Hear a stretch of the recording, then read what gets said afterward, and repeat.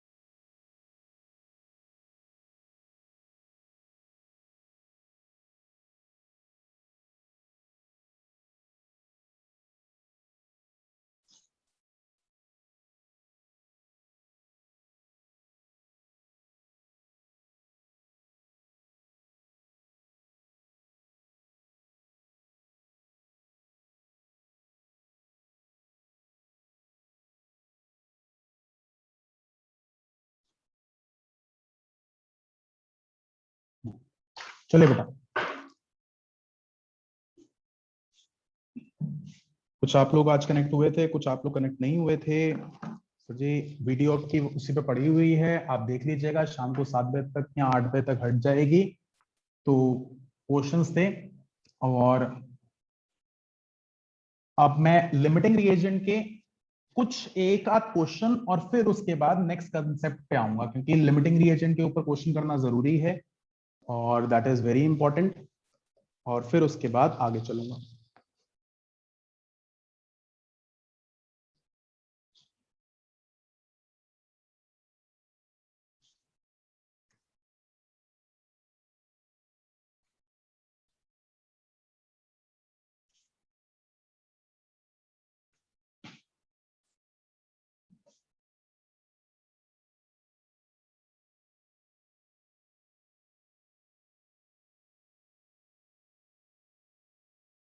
चलिए, मैं क्वेश्चन लेता हूं, आपकी एनसीईआरटी के क्वेश्चन हैं और ध्यान दीजिएगा। हालांकि ये क्वेश्चन टेस्ट पेपर में था, बट मैंने उसका ए पार्ट डालना था, मैंने वो तीनों पार्ट ही गलती से स्कैन आउट मार दिए थे।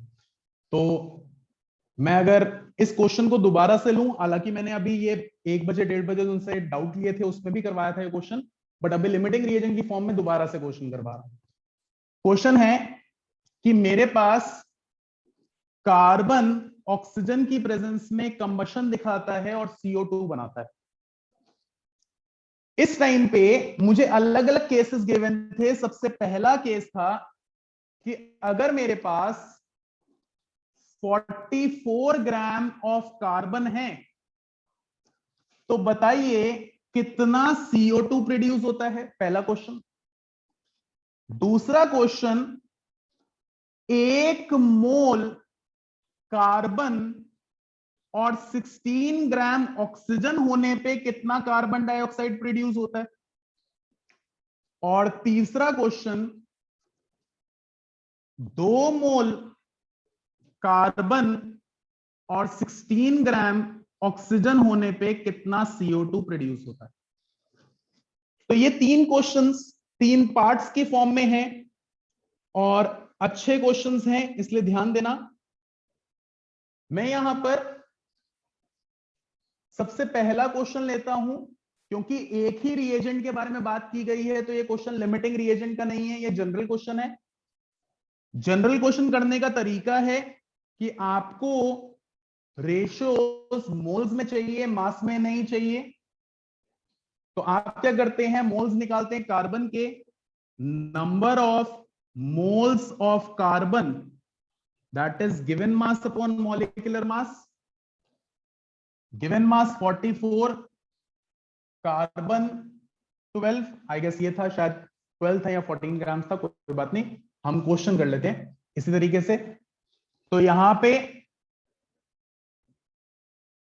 11/3 मोल्स आ गए, क्वेश्चन पूरा चेंज हो जाएगा इसके हिसाब से। तो 11/3 मोल्स आ गए।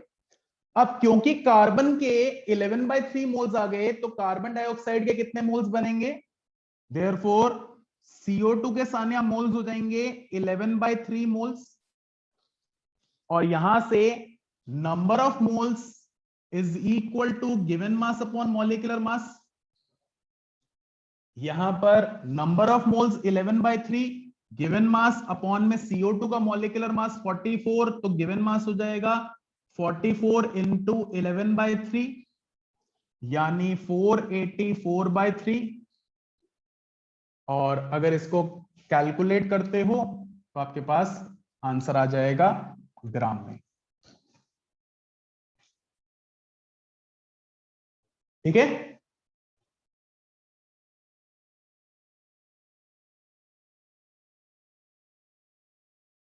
क्लियर। अब इसी तरीके से सेकंड पार्ट करते हैं। सेकंड पार्ट पे आ रहा हूं, प्लीज बेटा ध्यान दीजिएगा। इस क्वेश्चन पे जिया प्लीज मेरी बेटा हेल्प करना। C+O2 give CO2। मुझे पता है रेशियो इज 1:1:1। हम एक टाइप का मेथड एक में लगाएंगे और दूसरे टाइप का मेथड दूसरे में लगाएंगे। यहां पे रिएक्टेंट्स को कंपेयर करते हैं बेटा। Carbon is to oxygen, the ratio is 1:1। मेरे पास कार्बन 1 मोल है, ऑक्सीजन चेक की जाए तो Shruti number of moles of oxygen that is given mass upon molecular mass 16 divided by 32 यानी 0.5 मोल्स। तो यहां पे 1:0.5 आ गया, मतलब इस टू तो नहीं लगा रहा, ये 1 और ये 0.5 आ गया। जिया हेल्प करना बेटा, 1 मोल के साथ 1 मोल रिएक्ट करता है, 1 मोल के साथ कितना मोल चाहिए? 1 है कितना? 0.5, तो कम है, इसलिए ये क्या लिमिटिंग रिएजेंट और ये क्या एक्सेस रिएजेंट। पक्का? Yes sir. लिमिटिंग रिएजेंट को प्रोडक्ट से कंपेयर करें तो भाविका O2 गिव्स या O2 to CO2 ratio is 1:1, तो 0.5 मोल कितने मोल्स की CO2 बना सकता है? 0.5 मोल्स की। तो number of moles is equal to given mass upon molecular mass, 0.5 is equal to given mass upon 44, given mass आ गया 22 ग्राम्स।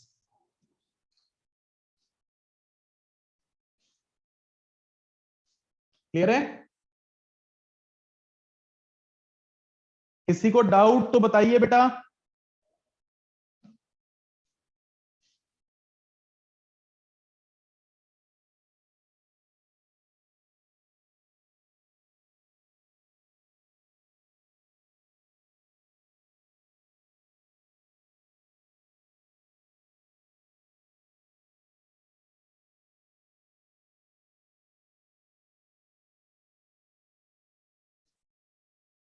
क्लियर है? चलिए अब सेकेंड पार्ट करते हैं इसका। सेकेंड पार्ट के अंदर 2 मोल्स है, अज्यूम करेंगे नया क्वेश्चन है, अदरवाइज यहां से तो आंसर हमें पता ही चल रहा है। तो C plus O2 gives CO2, ratio 1:1:1 है। मुझे बताया गया कार्बन के 2 मोल्स हैं और ऑक्सीजन 16 ग्राम है, तो number of moles is equal to given mass upon molecular mass. Number of moles निकालें तो 16 divided by 32, number of moles आ गए 0.5 मोल्स। यहां पर फिर कार्बन और ऑक्सीजन को कंपेयर करें तो रेशियो 1:1 है। मेरे पास एक चीज जसकरण 2 मोल है और एक 0.5। जो चीज 1:1 की रेशियो में है तो 2 के लिए कितने चाहिए? 2 मोल, लेकिन है 0.5, तो ये क्या हो गया? Limiting limit. रिएजेंट। और ये मेरा क्या एक्सेसरी एजेंट। तो O2 और CO2 को कंपेयर करके ये 0.5, तो ये भी 0.5 मोल्स प्रोड्यूस होगा। तो CO2 के कितने मोल्स? 0.5 मोल्स, यानी number of moles is equal to given mass upon molecular mass, given mass आ जाएगा 22 ग्राम। क्लियर है? जल्दी से कॉपी करना है, कॉपी कीजिए। सर स्टार्टिंग वाला मैंने लिखा नहीं था पूरा, एक बार। मैं भी कर, हाँ अभी मैं स्क्रॉल कर देता हूं, आप इसको कॉपी कर लीजिए, फिर मैं उधर कर लेता हूं। ठीक है?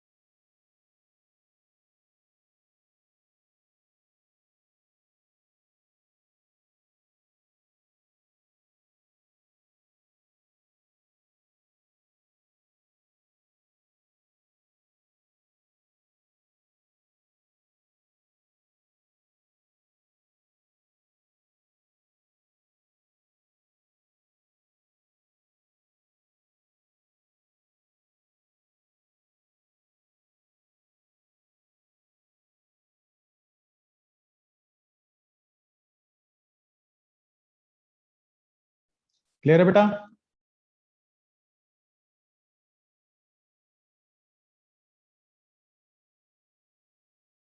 अब एक बड़ा अच्छा सा कंसेप्ट करवाता हूं।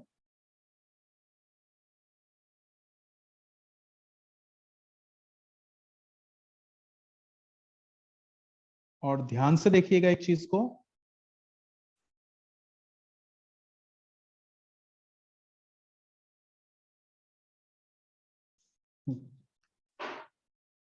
देखिए बेटा, हमारे पास कोई भी स्पीशीज को अगर हम देखें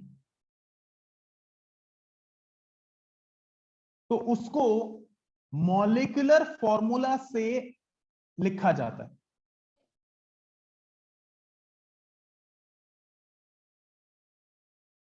कैसे? हमें दिया जाता है, let us assume an example of glucose.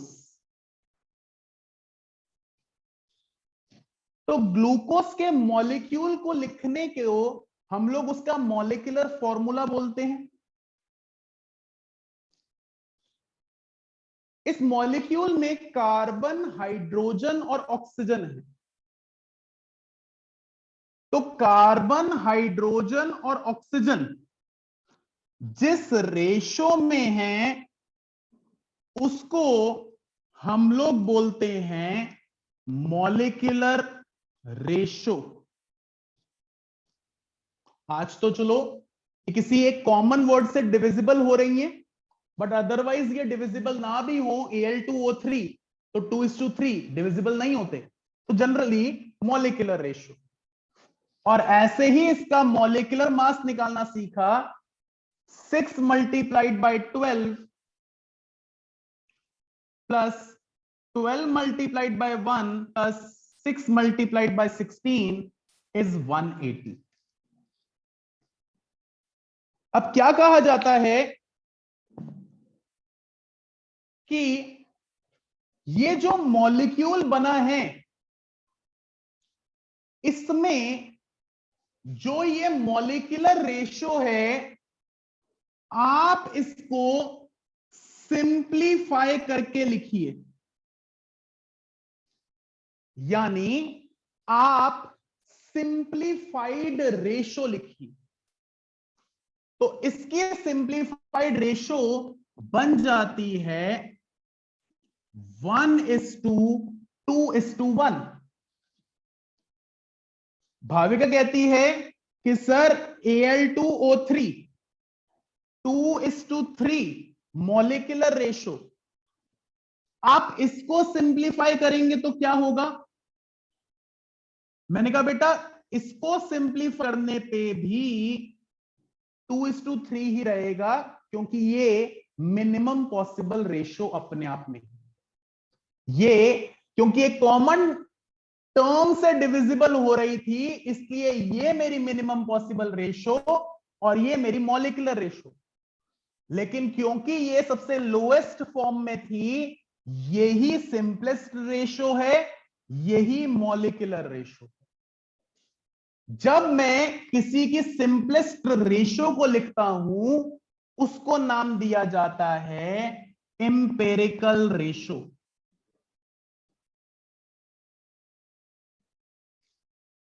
उस एम्पिरिकल रेशो पर अगर मैं फॉर्मूला लिखूं, यह जरूरी नहीं है कि उस फॉर्मूला में मॉलिक्यूल एग्जिस्ट करे या ना करे, बस एक फॉर्मूला लिखा जा रहा है सिंप्लीफाइड रेशो में। तो वो बन जाएगा C1H2O1 और इसको कहा जाएगा एम्पिरिकल फॉर्मूला, यानी मिनिमम पॉसिबल फॉर्मूला। और इसी का अगर एटॉमिक मास को सम कर दिया जाए तो 1 × 12 plus 2 × 1 plus 1 × 16 comes out to be 30। इसको बोला जाएगा empirical mass. The minimum possible ratio in any molecule is referred to as empirical ratio.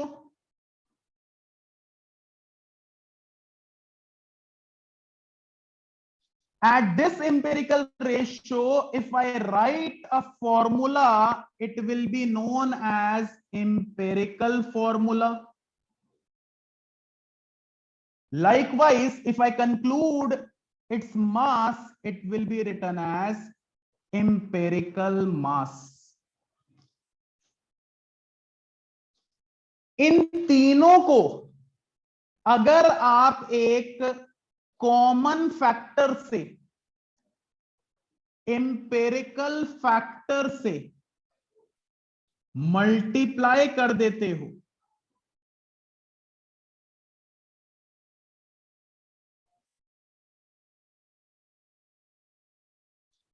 तो आपको मॉलिक्यूलर रेशियो, आपको मॉलिक्यूलर फॉर्मूला या आपको मॉलिक्यूलर मास मिल जाएगा। आज क्योंकि ये अपने आप में ही सिंप्लीफाइड रेशियो थी, अगर ये मेरी मॉलिक्यूलर रेशियो है, ये मेरी इंपेरिकल रेशियो है, तो इंपेरिकल फैक्टर EF 1 है। लेकिन अगर मैं यहां पर देखूं तो 6:12:6 को 1:2:1 बनाने के लिए आपको 6 से मल्टीप्लाई करना पड़ रहा है। C1H2O1 को C6H12O6 बनाने के लिए आपको 6 से मल्टीप्लाई करना पड़ रहा है। 30 को 180 बनाने के लिए आपको 6 से मल्टीप्लाई करना पड़ रहा है। तो यहां पे ये जो 6 है ये हमारा इंपेरिकल फैक्टर है, लेकिन यहां पे वही इंपेरिकल फैक्टर क्या है? 1 है। तो अपने आप में हमारे लिए ये वर्ड्स इंपॉर्टेंट हो जाएंगे। Empirical ratio is the minimum possible ratio.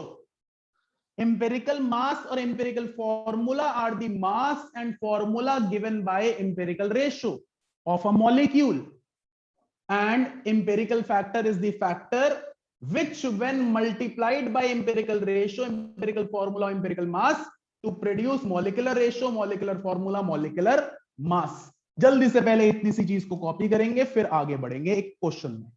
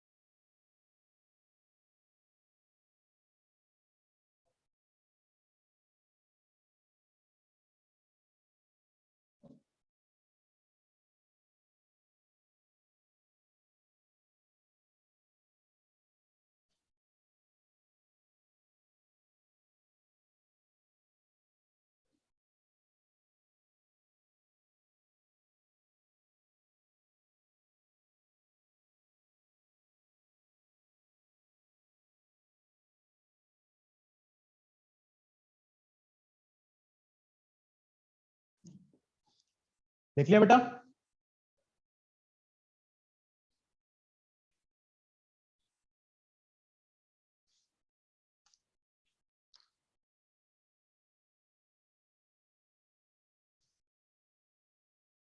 Yes sir.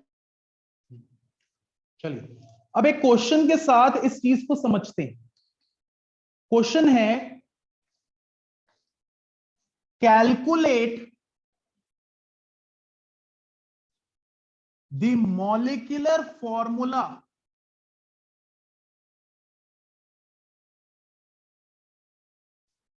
of a compound in which carbon is 24.27%, hydrogen is 4.07%, and rest is chlorine, where molecular mass is 98.96. Question को ध्यान से देखना बेटा। कुछ टीचर्स क्या करते हैं, इसको सीधा का सीधा एक एक चीज करते हुए सॉल्व करवाते हैं, बट सबसे सही तरीका रहता है इस क्वेश्चन को सॉल्व करने का टैबुलर रिप्रेजेंटेशन में, टेबल की फॉर्म में।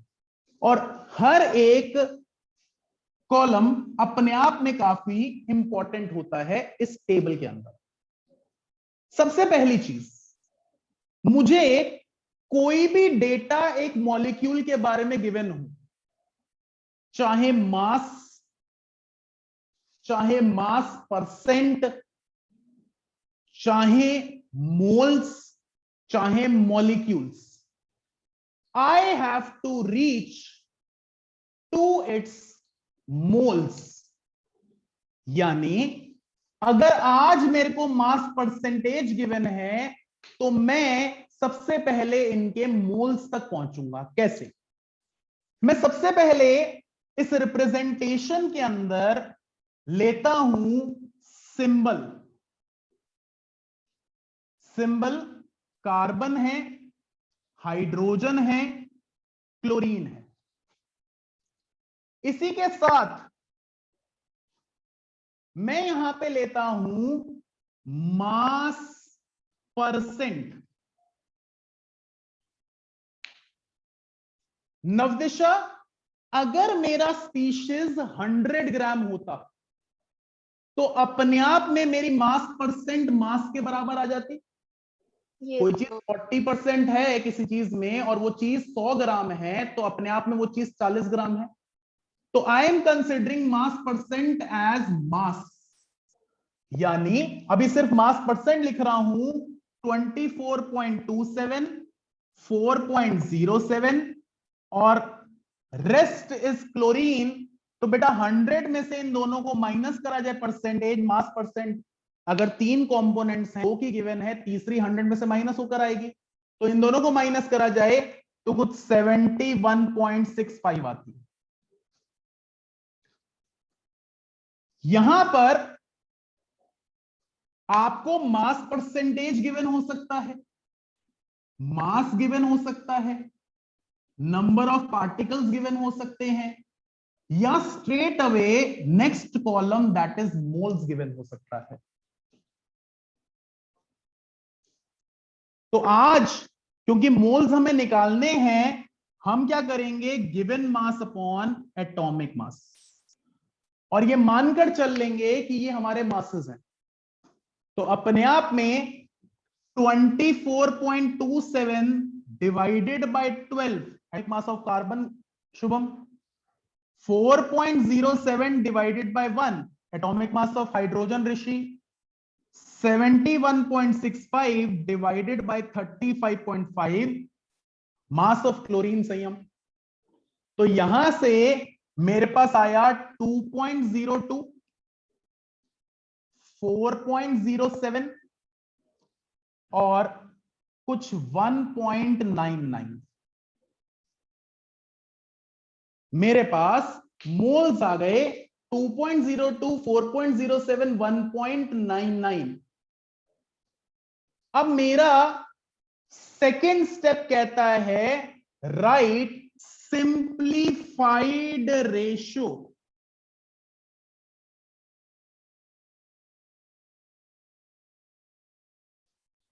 सान्या, हम लोग इधर जब आए थे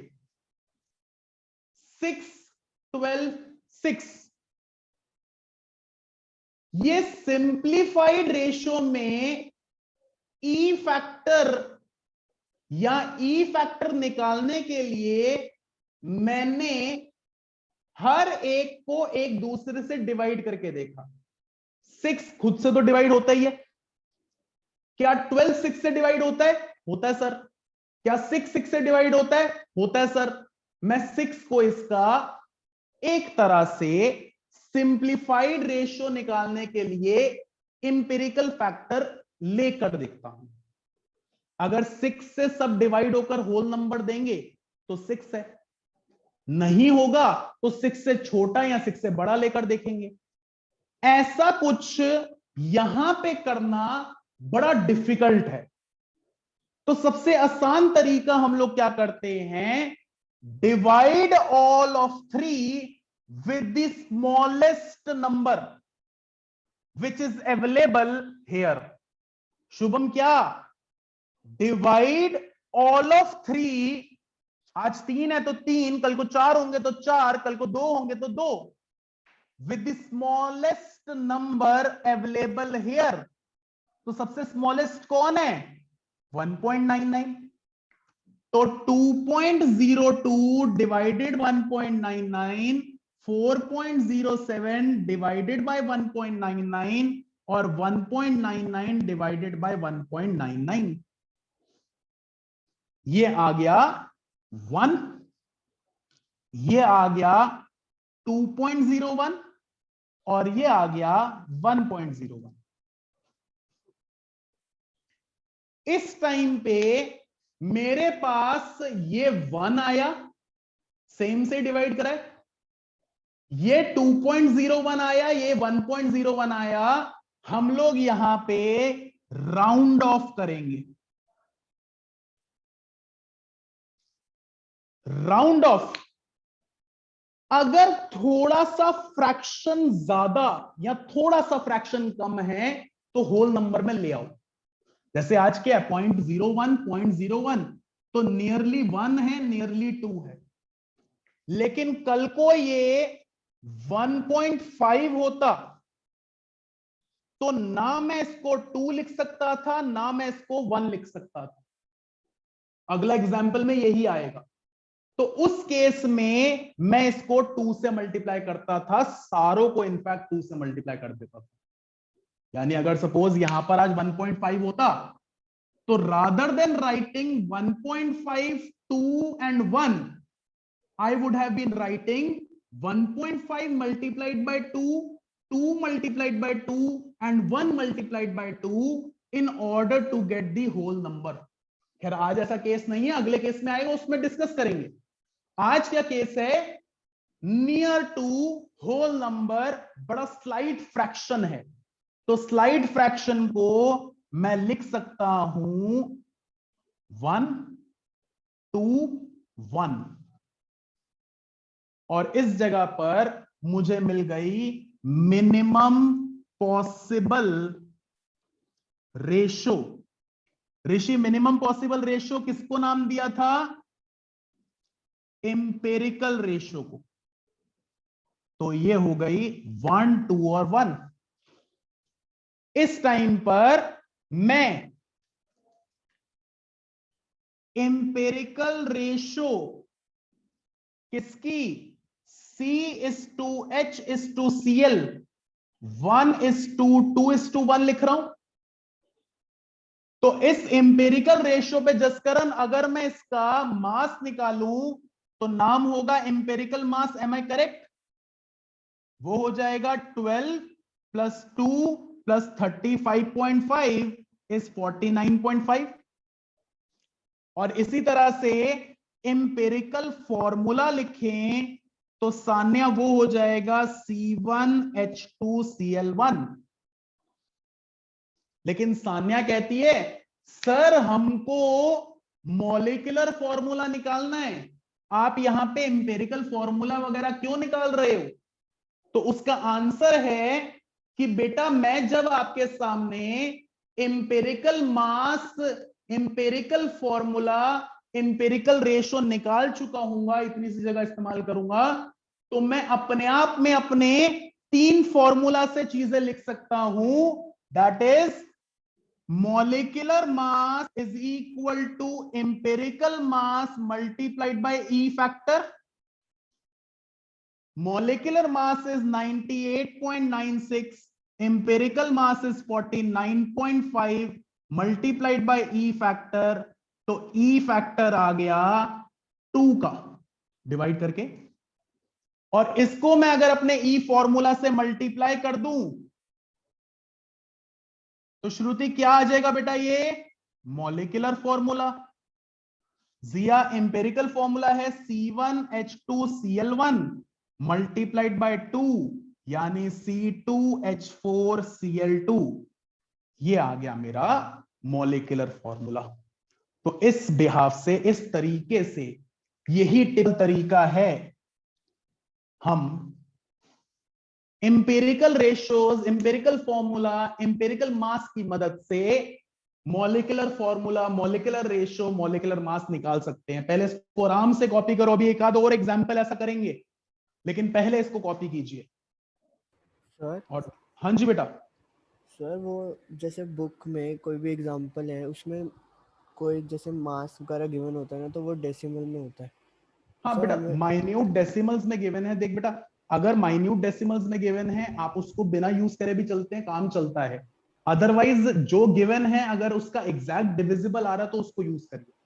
सर ठीक है, जैसे उसमें लिखा हुआ था कि जैसे h की वैल्यू 1 पॉइंट समथिंग, 1.00 समथिंग थी। अगर वो डिविजिबिलिटी में आ रहा है, जैसे ऊपर भी सपोज आपका आ गया 2.22 और नीचे आ गया 1.11, तो आप 1.11 लेकर चलिए। लेकिन अगर ऊपर 2 आ रहा है तो अपनी कैलकुलेशन को आसान करने के लिए चलिए, आपको हमेशा मास नंबर दिए जाएंगे, आपको कभी भी एटॉमिक मासेस नहीं होंगे।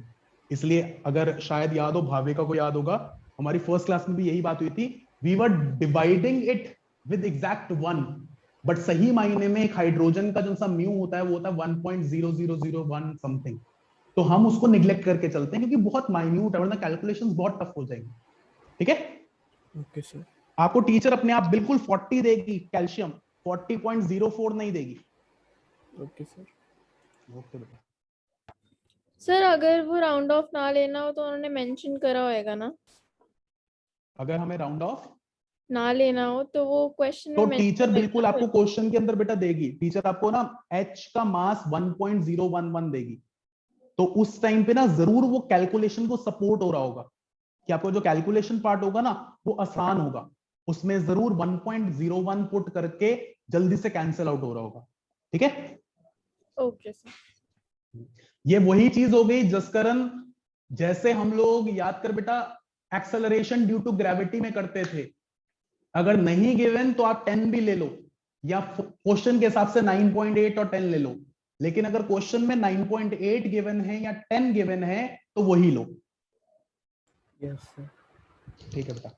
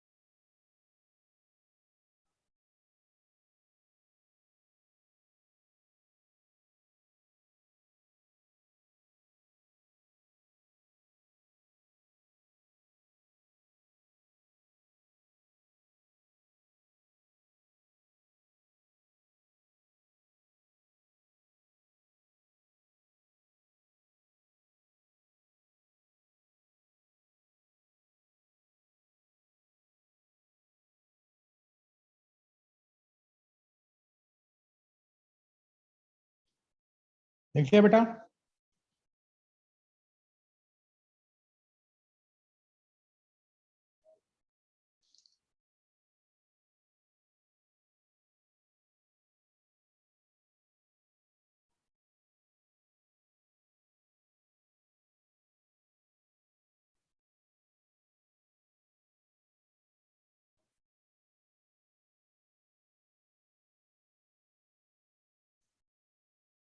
चलिए एक क्वेश्चन और करते हैं।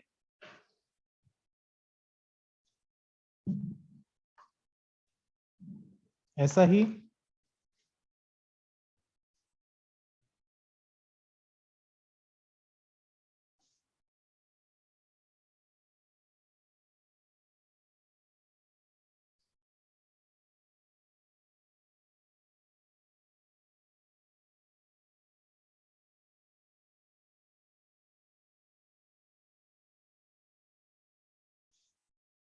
क्वेश्चन है,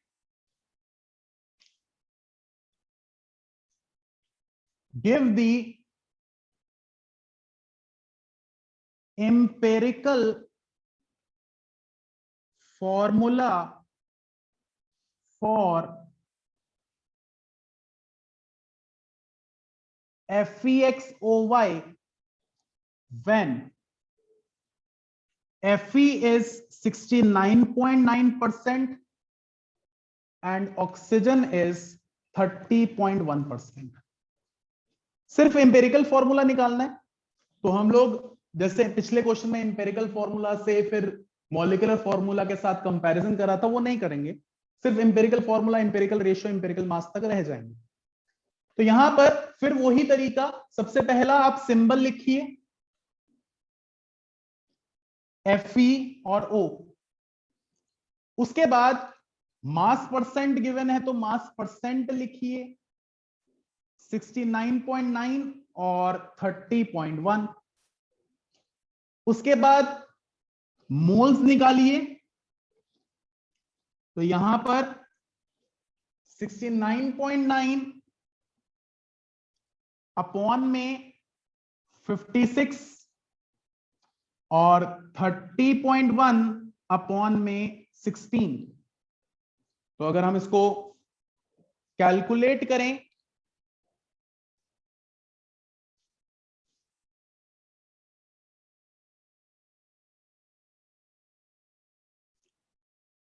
तो 69.9 डिवाइडेड बाय 56 कुछ 1.24 आता है और 30.1 डिवाइडेड बाय 16 कुछ 1.88 आता है। मोल्स निकालने के बाद सिंप्लीफाइड रेशियो निकालिए। तो आज दो चीजें हैं, दोनों में से छोटे वाले से डिवाइड करेंगे। 1.24 डिवाइडेड बाय 1.24 और 1.88 डिवाइडेड बाय 1.24, आप देख सकेंगे ये 1 हो जाता है और ये कुछ 1.5 हो जाता है। मैंने जानबूझकर ऐसा क्वेश्चन लिया जिसमें यहां पे 1 और 1.5 आए।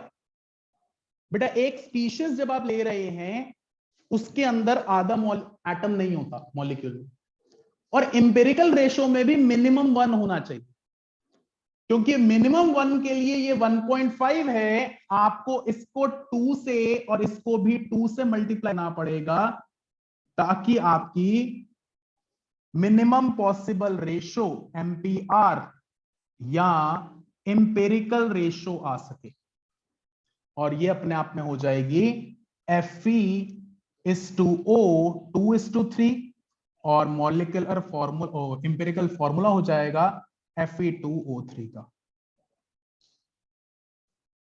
क्लियर है बेटा? देखिए जल्दी से कॉपी कीजिए, दोनों ही क्वेश्चन एनसीईआरटी के थे, एक एग्जाम्पल एक बैक एक्सरसाइज। अभी एक बड़ा टिपिकल सा क्वेश्चन, बहुत सारे स्कूल का टीचर्स का फेवरेट क्वेश्चन है वो।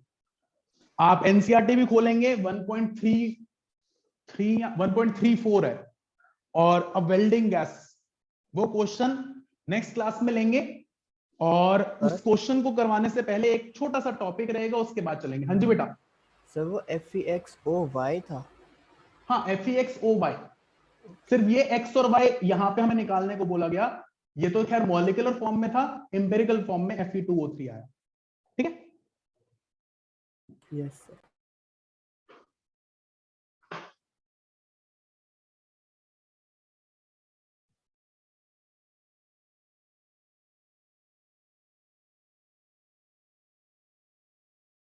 प्लीज बेटा रिक्वेस्ट कर रहा हूं, जिसने टेस्ट पेपर के सॉल्विंग के क्वेश्चंस के टाइम पे अवेलेबल नहीं था, वो YouTube पे जो सा लिंक आपको शेयर कर रहा था उसी पे एक बार देख लीजिए, क्योंकि वो 8 बजे तक आई गेस रहेगी वीडियो, उसके बाद वो हट जाएगी। तो 8 या 9 बजे से पहले तक देख लीजिएगा, उसके बाद वो हट जाएगी। जिसने नहीं देखा था, आप लोगों का टेस्ट था आपके ग्रुप का, तो आदो ने देखी थी, आदो ने नहीं देखा था, और मुझे बहुत अच्छा लगा। मैं शुभम क्लास के सामने आपको बोल रहा हूँ थैंक यू उस चीज के लिए कि हम लोगों ने जल्दबाजी में क्या करा था, हम लोगों ने एटॉमिक मास की जगह पर गिवन मास लिख दिया था और गिवन मास की जगह पे एटॉमिक मास लिख दिया था। But he was very well aware, हालांकि इसने पहले आंसर लिखा था करेक्ट आंसर, लेकिन उसके बाद उसने वो डिलीट करा और फिर भेजा कि सर इसमें हमने उल्टा नहीं लिख दिया, तो फिर हम लोगों ने उसको रिकरेक्ट करा था, है ना शुभम? तो लिंक आप लोगों के ग्रुप पे है, आप लोग वहां से वीडियो देख लीजिएगा। 9 बजे तक रहेगी वीडियो, उसके बाद हट जाएगी वो वीडियो, क्योंकि लाइव क्लासेस की वीडियोस नहीं रहती हैं यूट्यूब पर, या मैं अपने चैनल पे नहीं रखता हूं, तो इस चक्कर में। बाकी आप इस चीज को रिवाइज एंड रिकॉल करेंगे, ये दोनों क्वेश्चंस करेंगे, एनसीईआरटी के दोनों क्वेश्चंस है, एग्जांपल है। प्लीज रिक्वेस्ट कर रहा हूं, एनसीईआरटी में एग्जाम्पल को सॉल्व करने का तरीका बहुत वियर्ड सा दे रखा है। उसमें उन्होंने ये सब कुछ सारा का सारा एक तरीके से दे रखा है कि भैया कार्बन की ये परसेंटेज, तो उसके मोल्स निकालो, फिर हाइड्रोजन के मोल्स निकालो, फिर क्लोरीन के मोल्स निकालो। तो क्या हो जाता है हमारे लिए ना एक दूसरे को कंपेयर करना बड़ा टफ हो जाता है। यहाँ पे क्या है, सामने सामने कंपैरिजन है भाई, 1.24 1.88 डिवाइड करो, 1 और 1.5 सीधा मल्टीप्लाई करो राउंड ऑफ करने के लिए, तो आसान हो गया। एक टेबुलर फॉर्म बड़ी आसान रिप्रेजेंटेशन रहती है ऐसे क्वेश्चंस की, और मुझे ऐसी उम्मीद है कि ऑलमोस्ट सारे स्कूल के टीचर्स टेबुलर फॉर्म करवाएंगे। तो टेबुलर फॉर्म बहुत सिंप्लीफाइड, बहुत आसान है, और क्वेश्चन एकदम से सिर्फ इतनी सी जगह में पूरा सॉल्व हो जाता है।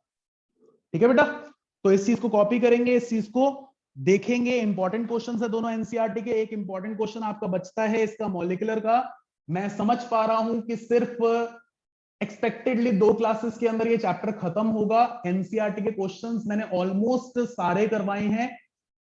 क्या क्या पार्ट रहता है आपका सिलेबस, मतलब फर्स्ट चैप्टर के अंदर, इसके बाद हम क्या करेंगे, हम लोगों ने एक तो रिलेशन सीखना है मास का या मोल्स का वॉल्यूम के साथ, उसके बाद उसी के बेस पर वेल्डिंग गैस का क्वेश्चन करना है, एक एवरेज एटॉमिक मास करना है, उसके बाद लॉस करने हैं। तो ये मेरी नेक्स्ट क्लास का आर्टिकल रहेंगे। उसके बाद एक जो सी क्लास रहेगी उसमें units and dimensions, measurement units, significant notations, scientific figures, ये रहेगा। तो 2 क्लासेस के अंदर एटमोस्ट सैटरडे तक और संडे को, अगर हम लोग क्लास लेंगे तो संडे को या ट्यूसडे तक ये चैप्टर खत्म हो जाएगा। लेकिन श्योर शॉर्ट है, संडे को कम से कम 2 घंटे की मेरे साथ न्यूमेरिकल क्लास है।